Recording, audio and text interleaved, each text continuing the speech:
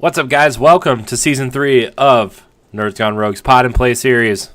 Remember, you can find a new episode every Saturday through November. I'm Corey, and joining me as always, Eddie V. Hello, everybody. And as you can tell, we are playing The Witcher 3 Wild Hunt on Xbox One. Ed, we're playing this game because not only is it one of the highest regarded games of the generation, but also during E3, we saw our first glimpses of their next game, Cyberpunk 2077. Not seeing, more of as we got a idea. we got the trailer and you know, yes, there was a 50-minute demo that a lot of people got to see, which, you know, there was gameplay at the show, but we didn't see it obviously. But they did show off their concept for their next game, and that game, like, an interesting concept. So yeah. Okay, so this is the controversy I have with Cyberpunk 2020. We're gonna get into The Witcher 3. Don't worry, everybody. We're gonna get into this game. I don't think Cyberpunk 2077. Sorry about that, everybody. Wrong name. Guys, it only took him 47 seconds to get to this. I don't think that I'm going to beat you when I get a chance, when I get to Cleveland. I mean, Ohio, not Cleveland. I keep saying it's that. Close. It's close. It's 25 minutes away. It's fine. Yes. I don't think it won game of E3 because we didn't see it, and I literally think Hearts of Stone, just a sword. I'm doing normal for this game. I don't think a game that we as the consumers who are planning to buy this game or want more info of this game, I don't think us not seeing it should be able to take the top spot of game of E3. You know, I mean, I can understand of like The Last of Us 2 or Ghost of Tsushima or Smash or like The Division 2, like stuff that we could actually play and see like a hint of gameplay. I think that those should be more nominations, or one of those games should win. Yeah, but those things E3. Those things are judged during Judges Week, though. It's not necessarily during the show. You know, like, well, yeah, and like true. if the judges get to see it or play it or whatever, like, I think that they get to. I mean, don't get me wrong. I would have loved to have a game like that was playable and that we've seen a lot more stuff on. Like, I would have loved to seen something like that win game of the show for some stuff. But at the same time, it's like, if we're ever lucky enough to become judges at one point, which, you know, whatever, maybe we can vote for what we want, but like, it's not our call, and I respect that. But like, we have our own personal games of the show, which I think are just good enough for me. So, I mean, I would have liked to seen a lot more Cyberpunk. Really interesting changes, not in terms of like the setting and stuff, but like, it's going to be a first-person shooter RPG instead of something like The Witcher. It's going to be like, the map is going to be smaller than The Witcher's, but like 100 times more dense. Like, they're doing a lot of interesting things with that I don't know how many people are going to be on board for, you know. But I don't know. I still think it's going to be one of the. They said they're aiming for PS4 and Xbox One, but I still think that that's going to come out on whatever Scarlet or PlayStation 5 are. I bet it's a cross-generation game, to be honest with you. Yeah, I just thought it was kind of unfair that most of the games that's on that list, there were games that they were actually showed off and played, where, you know, there was more reporting on that, and we as the viewers, we got to actually see it, an idea or a glimpse of it. Yeah. So I mean, I would have gave Cyberpunk 2077 probably a nomination or a list of a trailer of a game to see, but I don't think that won E3 because they know what they know more about it, and yes, they have to convey that to us, but we don't know nothing. Like we know more about Smash, uh, Ultimate than we know about. Did we know? Show tutorial. So, yeah, we know more about Smash and the Inside Outs and stuff that we could expect or play or look forward to. Like we know more about that. Even Damon X Machina, they got a gameplay. I keep bringing that up for at Treehouse Live. Like we know at least bit more about gameplay for The Last of Us 2, Sekiro, Shadows Die Twice. Like we know more about that stuff, and we don't know anything about Cyberpunk 2077. So Yeah, but to be fair, the Witcher was at 4 E3s before it came out. The Witcher that 3. is true. So like, I totally expect some sort of gameplay demo at next year's E3. I don't think it'll be at many more E3s than that, but I still think like Cyberpunk will be at like at least 2 more E3s before it's released. So I think we got that first trailer 3 years ago for Cyberpunk. So Yeah, I mean we got that slow motion shot. yeah, I think CD Projekt just takes their time and does whatever they want. They're kind of like in that echelon of developers that can just be like, we'll show it when it's ready. We're not worried about it, and like Right. they showed off. People wanted to know what Cyberpunk was, and they showed a trailer, and we're like, I mean, they were really upfront with everybody. We're like,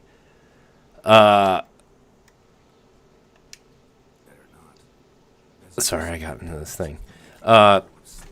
They just wanted to show people that they're working on it, and this is what the game's going to be, and they'll show it again when it's ready.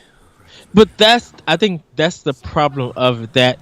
This game has been in development for such a long time, and for them to give us a look that, okay, you showed us a trailer of what we can expect. So did you put 3-4 years into a trailer just to show us? And Well, and they weren't not show gameplay. Well, they said I said that trailer had a lot more gameplay than we think it did in it. But that's the problem. People don't know which is the gameplay or not. If you could say that about every trailer, though. Well, yeah. We're not all trailers. But the thing about it is just like you say that there was some gameplay in it. Okay, that's fine. But where at? Because it's such a trailer that it flips so quick. You don't know what's going on. You don't know who's your main character. You have no about it because you didn't keep people updated about what you're doing. You could always CD Projekt doesn't have to do anything. And I'm not faulting CD Projekt on any of this. I just think personally, as for this winning game of E3 from a lot of journalists, seems kind of just seems unfair, and it's just not my game of E3, and it's not that I don't care about the game. It's just that I don't see nothing about it that tells me anything on why it should receive that. Why it should receive that title? At least I know, at least with Damon X Machina, and I'm gonna keep bringing that game up from time to time. I seen the gameplay, and I seen what they was doing in that trailer. I seen a lot of it, so I can understand that this is why this is my game of E3. And not to say that CD Projekt Red can't do great games. They do phenomenal games.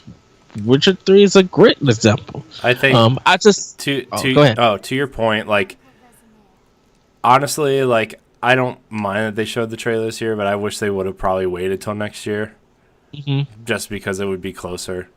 And like, I don't know. I think showing it too much of a like. Sorry, I'm at a. At least show us some gameplay Well, of I just actual think like game. if you're gonna show a trailer at a conference, like release the gameplay segment after on YouTube or whatever or outlets or Yeah. whatever. And that's like the big issue right now. People are talking about as of June, right? Is like, okay, are they ever gonna release the demo that they showed the press? And like, for me, if they don't ever show that, like that to me, that should have been like this trailer should have been saved for next year, unless Microsoft ponied up a ton of money to have that on their stage, you know? So, I don't know. I just don't want another Watch Dogs situation or a Killzone 2 situation, you know, where, like, they show this amazing trailer, they show all this stuff, and then, like, you know, the game doesn't live up to the expectation. And, like, to be fair, to bring it all back to The Witcher suffered from that too, because remember that the first couple Witcher trailers they showed off, and like the game ended up not really looking like the trailers, at least on console. I don't really know about the PC version. I think it got, like, depending on your settings and stuff, you know, I think this combat feels a lot better than it used to.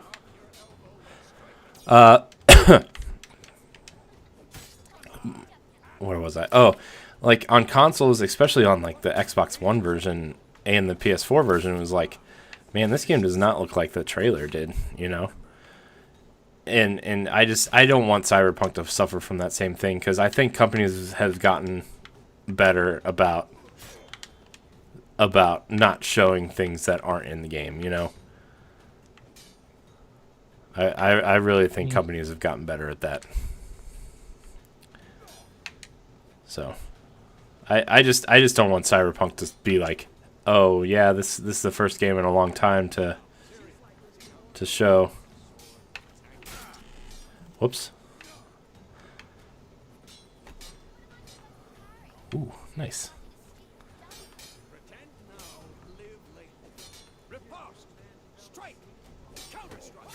So this walking animation is kind of quite janky. Yeah, this gameplay isn't really the best. I think for me, like, we'll probably start talking about The Witcher now, but like, yeah, I think at least initially when I first played it, I don't. Whoa, what is that? This is where I keep getting confused. It's like there's all these like.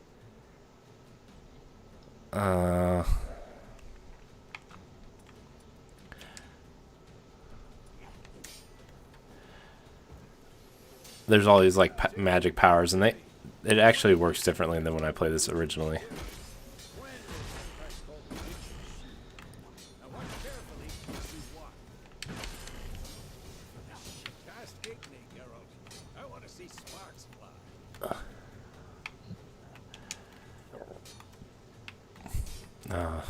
I selected this.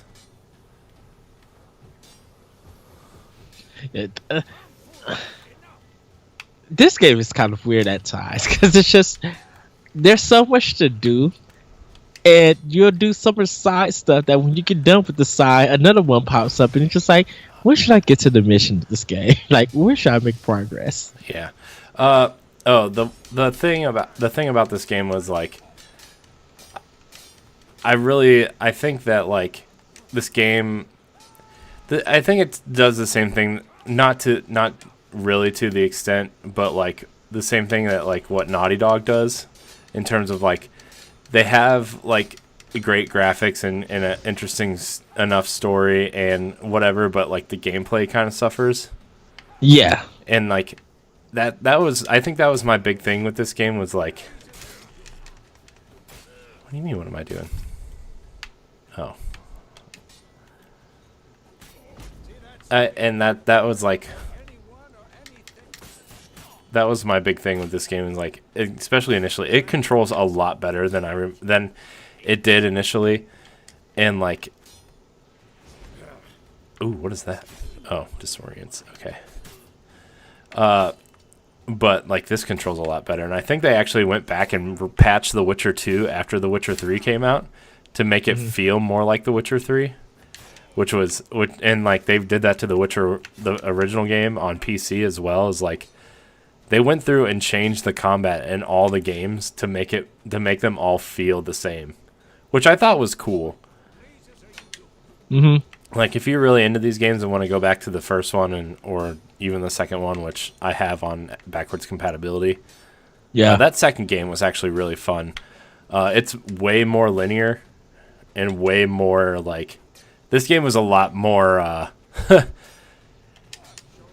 I think a lot of people had an easier time getting into this game. Accessible is the word I'm looking for. Than the second game or even the first game. Like that second game is really obtuse and really like, man, I don't know how people can play this game. But they went back and changed a lot of it. So.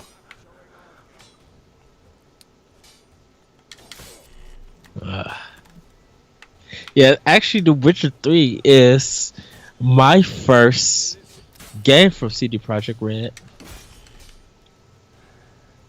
Yeah, The Witcher. I played The Witcher 2 on 360. I really liked what I played. I probably put like 30 or 40 hours into it and didn't beat it. Because, I mean, these games are huge. Like, this game has something like 300 hours worth of content in it, which is plus the expansions, you know? So, I mean, it was... Oh, okay. Stand in the spot on the mini-map. I'm standing in it. Every time I start a new game, I'm doing the tutorial because I keep forgetting. Yeah, I'm in the tutorial section. Like, okay. Nice. I did it. Nice! Yay. Okay. Yeah, I'm in the tutorial section. This is a game I always wanted to like really get into. Did you see that? Did you see like with the Cyberpunk announcement that this game's sales spiked like 1,000% on Steam and Xbox? Wow. And they had it on sale that week too. So like you get the complete. You could get the Witcher 3 Complete Edition for like $20 this weekend. Nice. That is like 350 hours worth of game for $20. $20, yeah. Which is amazing. Like this game, like it's not my favorite game in the world by any stretch, but like if you own an Xbox, like this game should probably be in your library. I think. I really think this is one of the premier. I like this game a lot better than Bethesda's open world games. I like this game a lot better than like. And it says something because like I don't really like the high fantasy stuff. Like I just don't like. I don't really care for Lord of the Rings. I don't like Skyrim or Elder Scrolls. Like I just don't. You know. Ooh. I think this game outblows the Elder Scroll games. Oh yeah, I think this game is 1,000 times better than. What is this floating ship in the sky? This is amazing.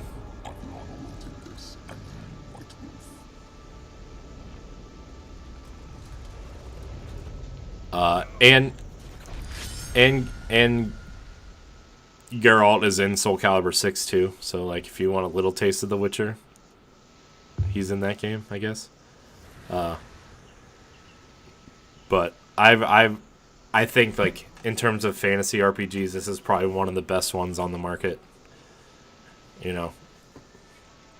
So there's a ton of customization. There's a ton of side quests and like they do such a good job of blending side quests together. So like you never really know when one ends and another one begins, and like like the quest system flows really well. I really like this game on paper, and like for me it's like a solid 8. I think the gameplay could be better. I mean, this game came out 3 years ago, so like graphically it's still pretty impressive for a game that came out 3 or 4 years ago. especially Yes. like this big of an open world. I fear this game running on Xbox One X how it would do I know. performance wise. Don't worry, I'm gonna start testing that out soon. With by the way, I'm very excited because Todd Oxtra from Secret Friends Unite. You guys should go download that podcast on your podcast service of choice. Very good show. If you're into like comic books and movies and TV stuff surrounding that stuff, but he's sending me the Connect cord, so I'm very interested to play with that stuff.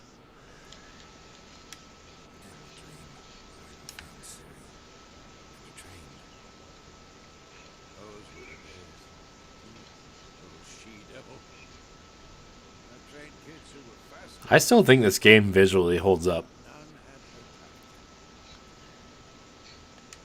Yeah. They did a really good job of like, I think they do what Nintendo does super well is like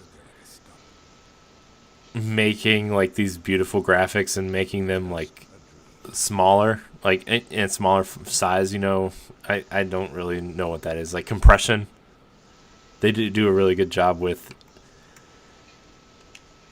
compression in terms of like this for how big and expansive this game is. Like the file size is relatively small, I guess is what I'm trying to say. Yeah. I think this is my fourth time starting this game. And I'm just amazed at I'm really impressed and amazed at all the work that they put into this game. Yeah, it's very impressive. Like on another level, impressive.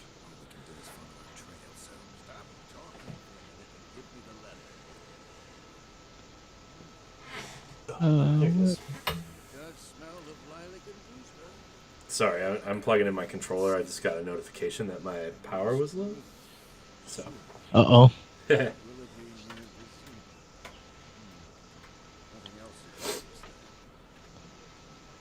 right.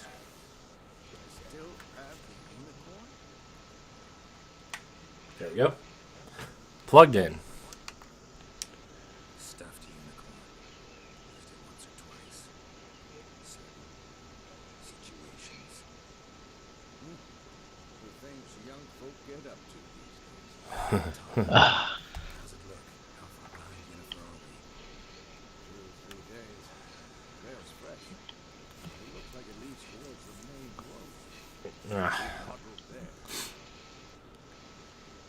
Man, this game is pretty.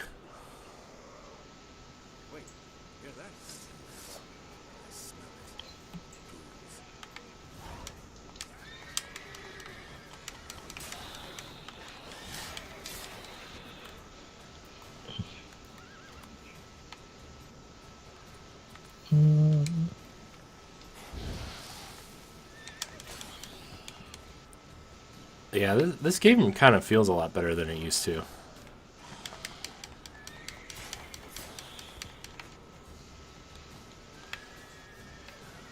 And the horse's name is Roach, which is really funny.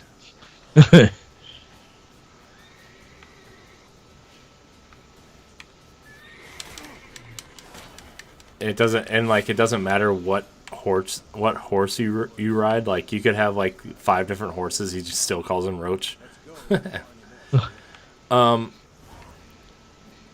So, Ed. Yes. How do you feel about open world RPGs? Like the direction they've gone and the evolution of them, and how it's just kind of happened in the last decade or so.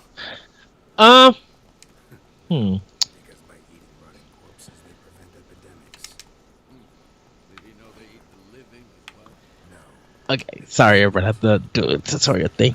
I kind of feel that there's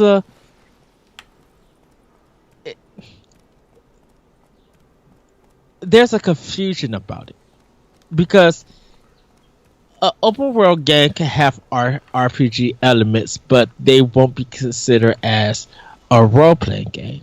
Case in point, if you look at Watch Dogs 2 or even even if you look at like State of Decay in a sense. And State of Decay is more of a survival kind of game.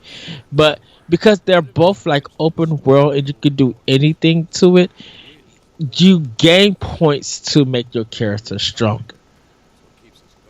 As a game like The Witcher, having like quest marks, um, or this being an open world kind of RPG, because of the game coming from a role playing game um, genre, it gets considered as that.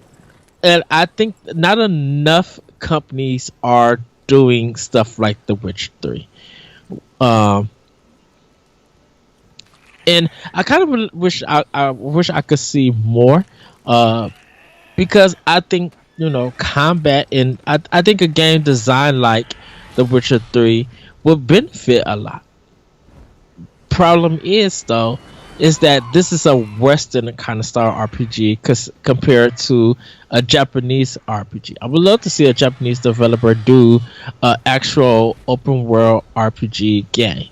Final Fantasy 15, I wouldn't consider it, even though it is a role playing game. It's not open world in a sense. It's more of like there's open sections for sure, Yeah. but like it's not a complete open world where like I'm going over here and now I can go over here. Like it definitely loads into sections of that game, which don't get me wrong, I actually really liked. I really liked Final Fantasy 15. I know I'm one of the few that thinks that that's a great game, but I actually really like that game. I've actually been meaning to go back and play the expansions for a while, but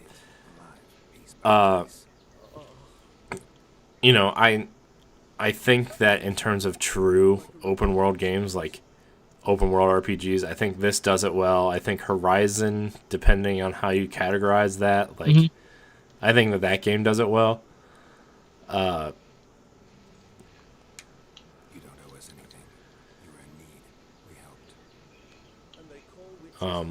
I think there are a lot of games that do it well, and I think there's a lot more games that are overly ambitious about it and don't do it well.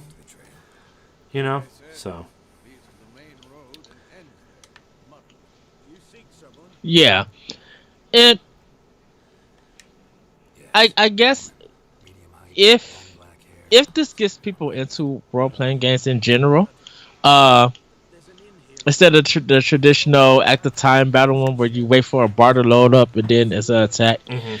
Uh, I think uh, it'll be good. yeah, I wonder if they're going to return. I wonder if CD Projekt is going to return to this series, I think they will. because I know they said Geralt's adventures are over, and they're not doing a Witcher 4, but so many people love Ciri, the girl. If you're watching, like if you're really watching this, the girl that you were training in the beginning.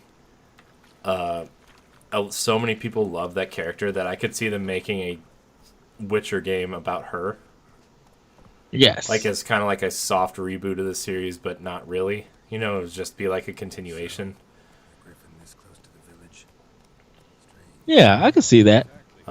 And I agree, she's a really cool character, but I think after Cyberpunk, I think they're gonna start doing the Bethesda thing where like, every other game's going to be a Cyberpunk and every other game's going to be a Witcher game, or some sort of something in that realm of possibility. Where like they'll do the futuristic then the fantasy type thing. But it also probably depends on how well Cyberpunk will do. And I'm sure Cyberpunk will sell well. But, how good that game is remains to be seen at this point. Clearly. So. Yeah, I think Cyberpunk is gonna sell regardless. I think a lot of people love CD Projekt as a developer. and as a no, kind of as a company. Um, Definitely with it being like known for their PC games over their console games. Yeah. You know, Yeah, and obviously, like, this game was definitely built for PC first. Whoops.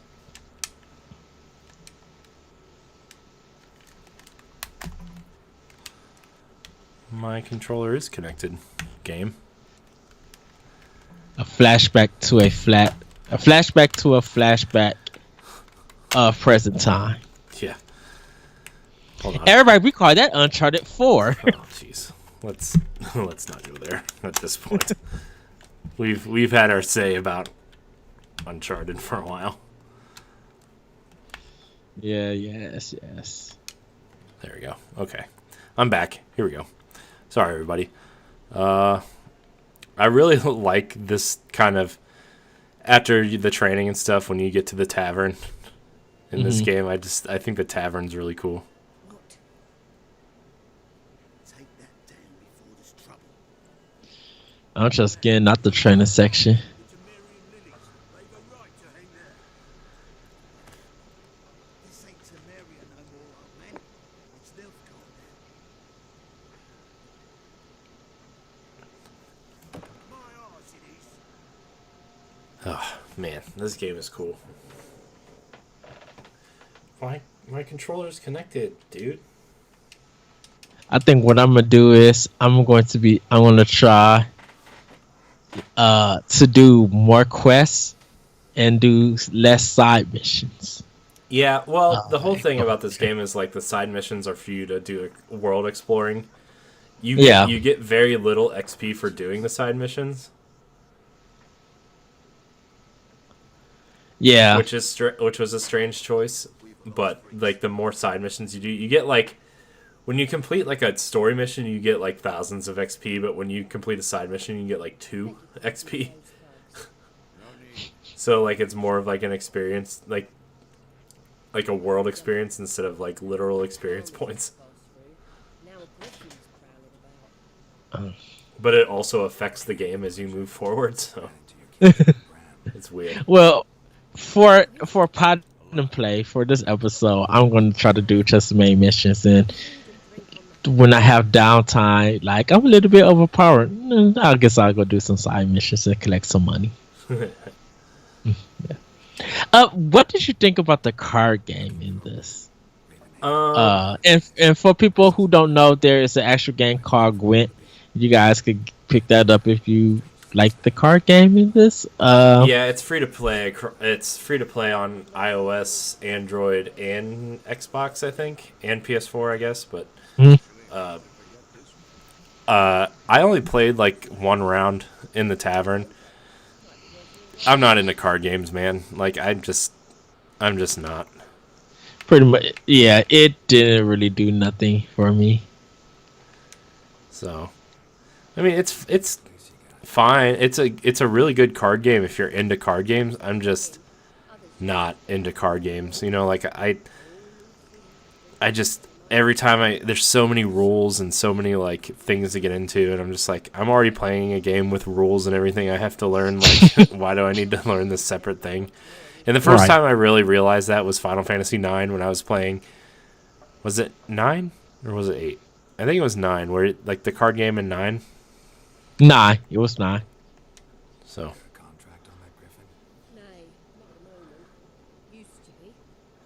But I think 8 and 9 both had card games, but like that was like really the first time, and like I remember in 8 they kind of weaved Final Fantasy 8. They weaved the card game into the story, and I'm just like I have to learn how to play this game to play to like get certain side quests and stuff. I'm like, ugh.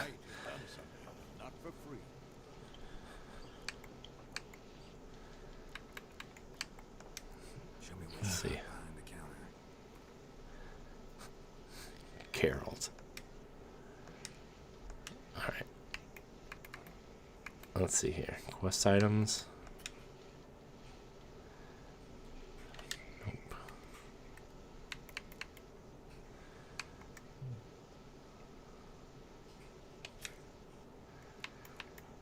Let's see. Shopkeeper. What do I got? Oh, wait. Did I just sell?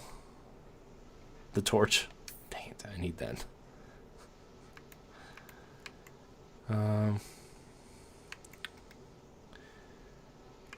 What's this guy? Baked apple? What are you?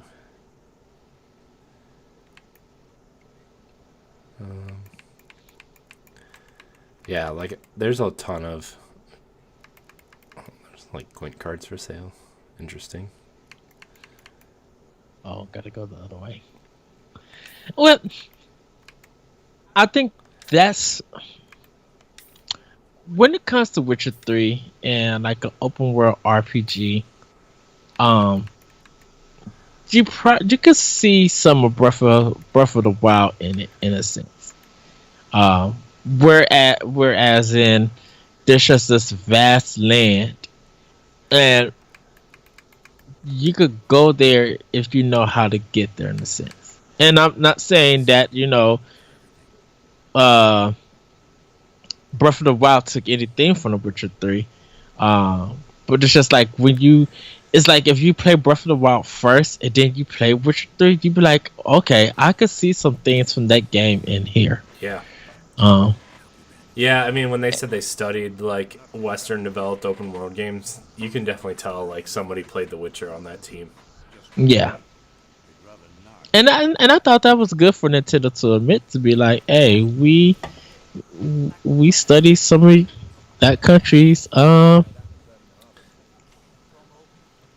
Yeah, and to that point, it's like I think it was good for Nintendo to admit that too, just because like they've been so closed off about other people's games for so long, and for them to like kind of not humble themselves, but really like go into like, hey, we realize that maybe our types of games need to change a little bit. So like, what are other people doing that are successful, so our games can be more successful, and kind Right. of put our own twist on it. So like, yeah, it was good to see that, and like you can definitely tell there's a lot of Witcher in there. I'm not really sure how much of Skyrim is in there because I'm not gonna lie, I only played about an hour of Skyrim. I've tried to start that game like 3 times, including the Switch version, and I'm just like, no, I'm good. I got it on PS3 and I was just like, I can't get into this. Yeah, I tried. I just something about Bethesda's open world RPGs. Like, I like Bethesda as a company. I think they do a lot of cool and interesting things. Like Doom is really cool, and the Wolfenstein games are really successful and awesome, and I can't wait for that Switch version. But at the same time, it's their open world stuff is just like I really hope whatever they're doing next is on a new engine and less buggy, and like it's just, I don't know, their open world stuff just isn't for me. And I've thought about going back to Fallout at a point, but I can't I can't do the Fallout games. I'm sorry, everybody. I know there's people who like them, and we're talking about like open world Western RPGs, and people consider that to be one. well, I mean, I think a lot of people saw that too with Fallout 4, right? Where like Metal Gear or Phantom Pain came out and this came out in the same year. And then the year after, remember how so many people were complaining about Fallout 4 still being buggy and being that janky from PS3 and 360, which, you could probably get away with a little bit on those consoles because of the amount of RAM allowed to create the game and stuff. And that was really the emerging platform for these open world games. But, like, this game came out and Metal Gear came out, and then Fallout 4 came out a year later. And these games they looked so much better. There weren't very many bugs, if at all. Like the RPG aspects of the games were better. And so a lot of people like really said, "Hey, look, Fallout 4 is not the game.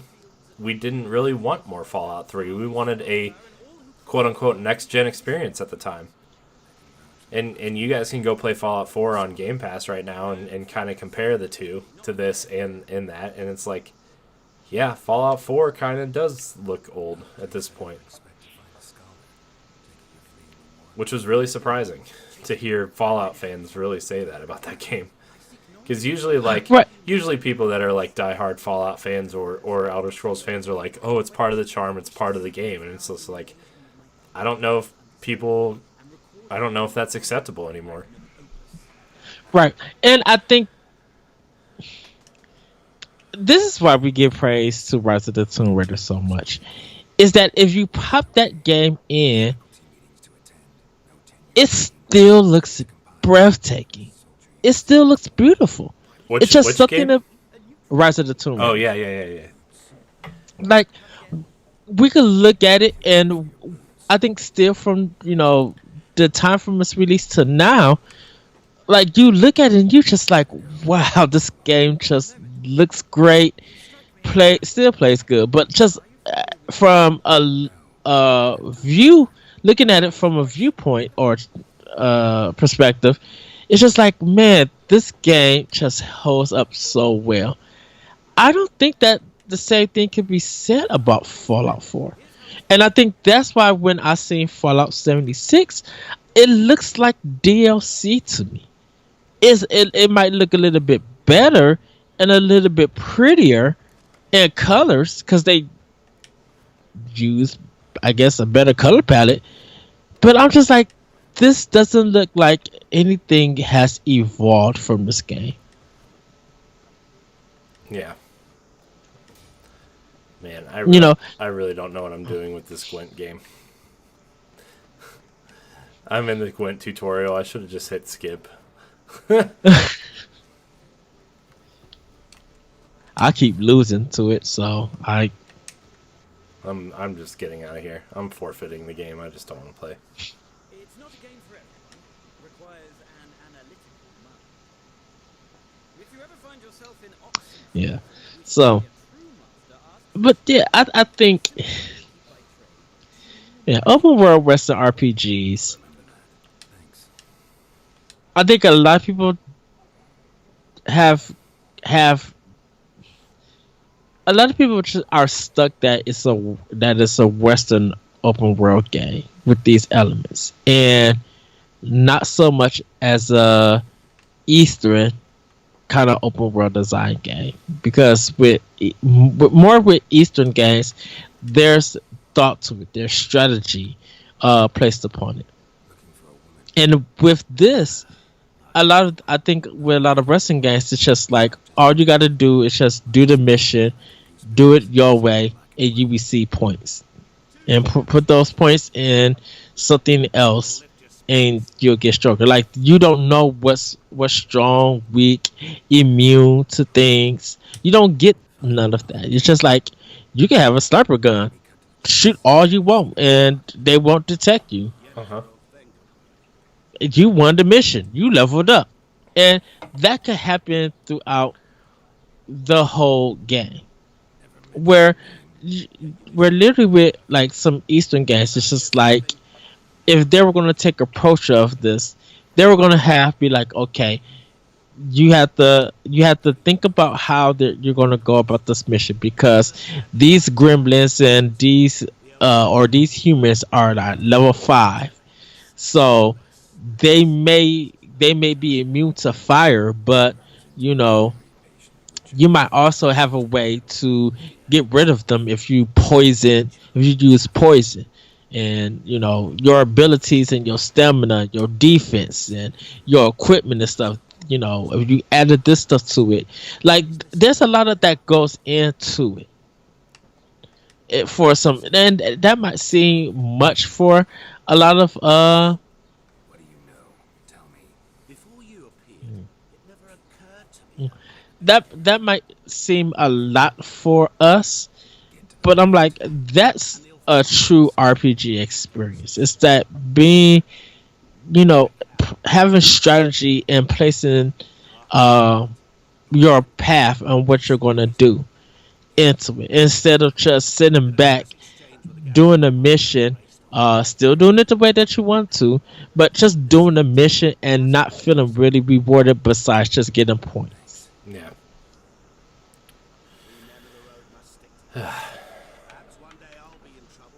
Man, now I really just want to play this game, like really get into this game. I'm really enjoying it. Like I like back to your point of like Rise of the Tomb Raider, that it just feels really good to play, and like we've had that argument about Tomb Raider and Uncharted a thousand times, and like by the time this comes out, I think Shadow of the Tomb Raider will be out, and I'm sure we'll be knee deep into that game. Yes. Which I really can't wait for. Hopefully, baby duties haven't taken over my life at that point yet, where I still have like an hour here, an hour there to do whatever, but it's Shadow of the Tomb Raider is going to be great.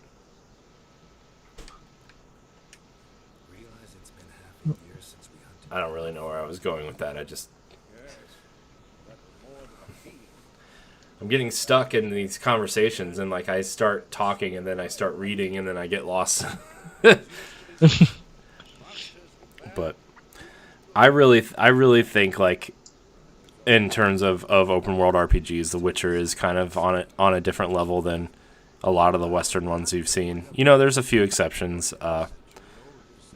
Not that I can really think of any. Like I think Horizon. I think The Witcher and Horizon are like up there in terms of like, probably the best ways to do open world games. Where like if you want like a nice concise open world experience, I think Horizon is the way to go.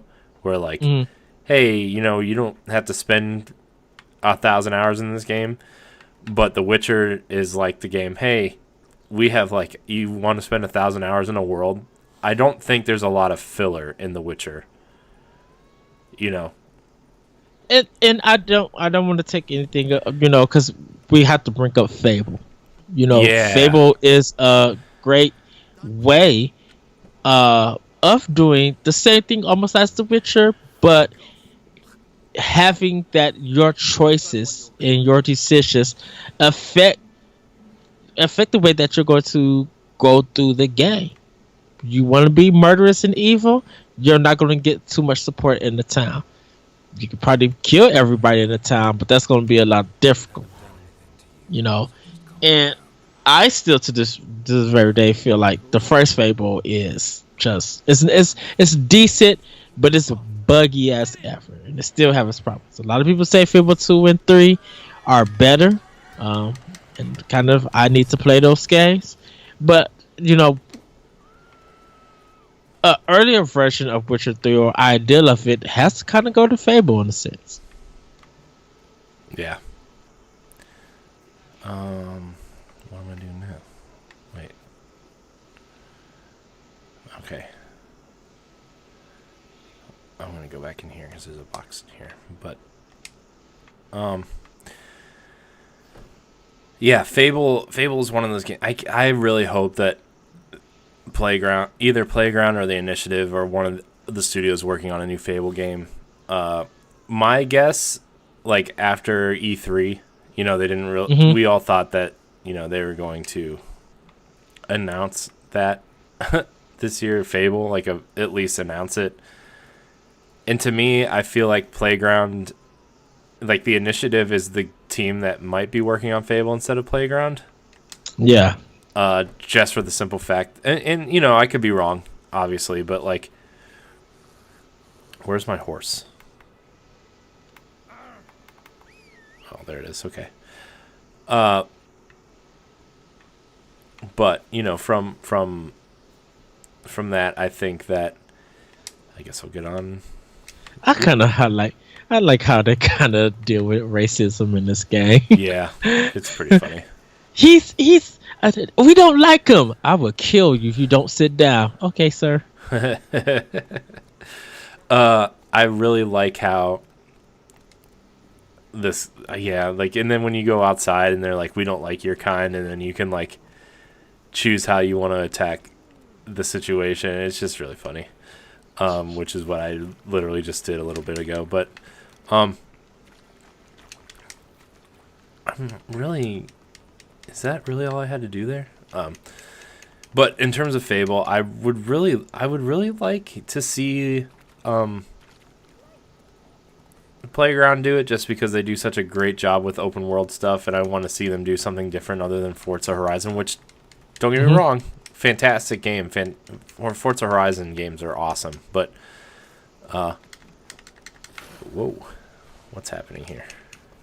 But like, I think, you know, in terms of the game being, I think Playground's, you know, they're the being a British studio and getting, you know, British humor, which is a key part of Fable, and then them doing so well with open world games. Like, if you take Rare's Sea of Thieves engine and really apply that to a Fable game, Yes. like my top choice for a Fable game would probably be Rare, just because the art style and the humor and stuff works so well. And Sea of Thieves is like hilarious. Like just the art style and the jokes and stuff is just, it's real funny. But I'm gonna get off here and fight. Why can't I go down there? This is jump, horse, jump. Guess not. You know, I think if you take that Sea of Thieves engine, I think the look of Sea of Thieves would fit Fable perfectly. A new Fable reboot. You know? Yeah, I can see that. I think that would just be awesome. I wouldn't be surprised if they would share the same engine Yeah. between Rare and Play That. I would really like to see that. I think it's cool. Oh, I'm getting into this big first area now. Okay. So this is kind of like the big first mission here, but you know, I'm not going to take the time to do that because it's so long, and we are hitting that hour mark. So, I'm gonna probably save the game here and kind of end this episode. You know, I would like to talk about Fable, but that we might have to save that for the next episode. So, what's oh.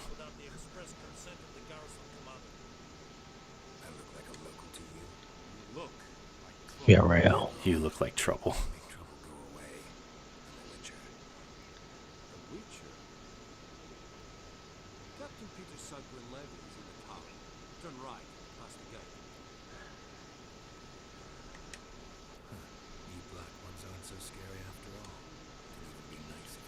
Dialogue Gwent. Option smart cars would begin a game of Gwent. Dialogue. Yes. There's a lot of talking in this game. But anyways, I'm going to wrap up this episode. This has been an episode of Season 3 Pod and Play here on Nerds Gone Rogue. Thank you guys so much for watching. Remember, you can catch a new episode every Saturday through November here on youtube.com/ngrradio and ngrradio.com. If you like this, make sure you check out Season 2, which we're really proud of, and our Nindy Showcase, which aired over the summer. Check out our other content, including our family of podcasts. Download them on your podcast service of choice or watch them here. Like, subscribe, and share. Thank you guys so much for watching. And until next time, we love you. Bye, everybody. These are not the hands of excellency, but of a farmer. So we speak peasant to peasant. How much can